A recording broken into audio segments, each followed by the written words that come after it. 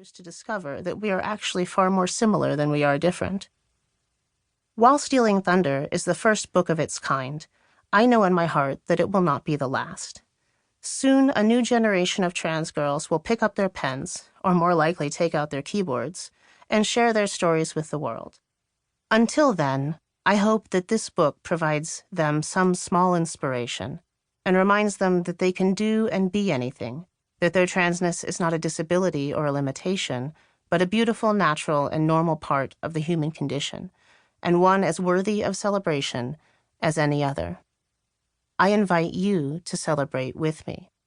Alina Boyden. Chapter 1.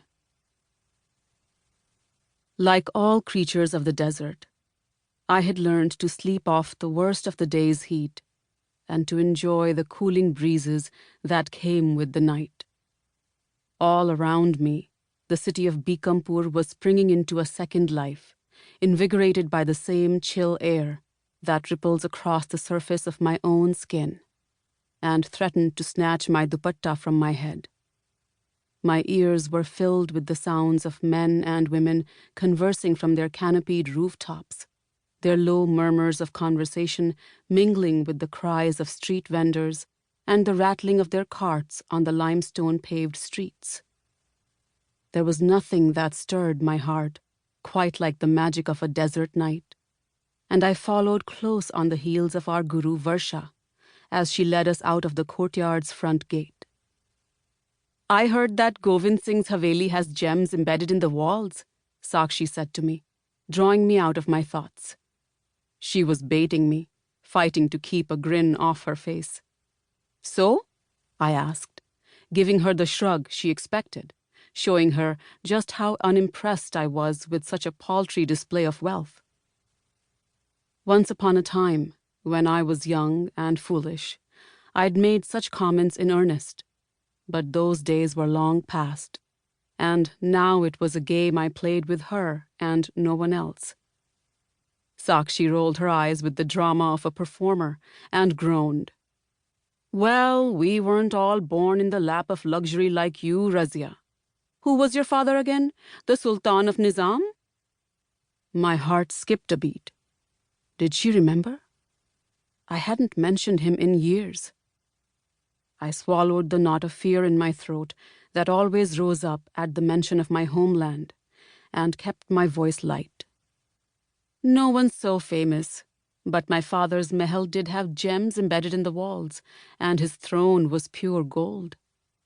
I hoped the details would distract her from my father's precise identity. I trusted Sakshi with my life, but I'd never been able to make her understand the danger I was in. And I didn't want to. She wouldn't be able to sleep if she knew the truth.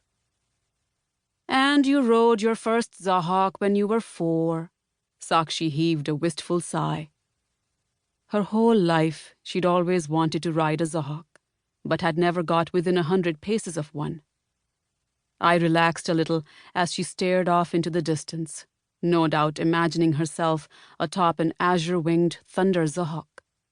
This was what she'd been after. A daydream. Sometimes I wondered if that was what she thought my past was.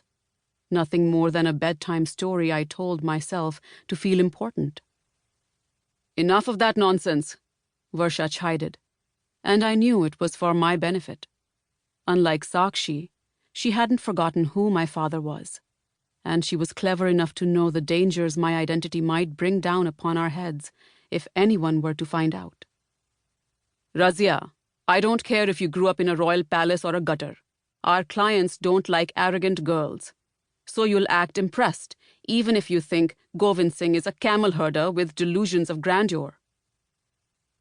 There was more truth to Varsha's words than she would have openly admitted.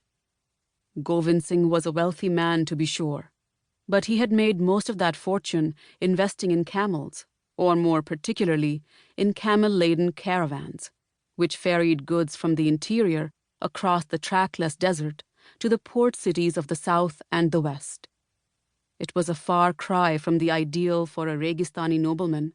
They were supposed to be ferocious warriors who enriched themselves